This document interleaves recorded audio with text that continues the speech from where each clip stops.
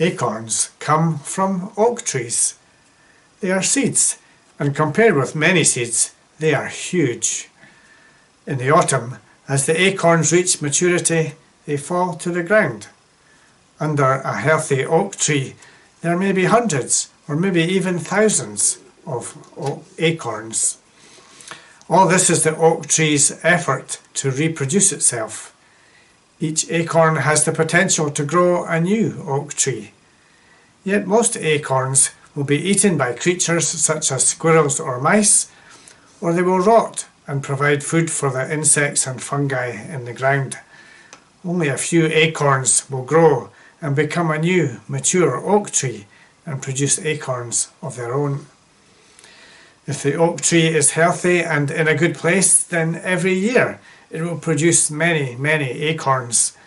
Once the acorns have developed and matured and then dropped from the tree, the oak tree can do nothing more. Whether each acorn grows or dies depends on where it falls and the environmental conditions around it. The tree has no further involvement. The acorn is on its own. Jesus told a story about a farmer who sowed seed into a field. The good seed grew into corn and returned a harvest of 30, 60, or even 100 times the seed that it grew from. But some of the seeds fell on poor ground, or were choked by weeds or eaten by birds. They produced nothing.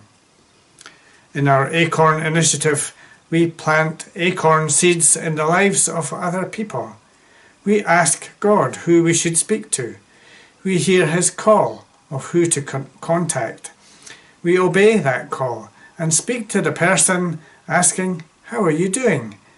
We listen to what they say and continue the conversation.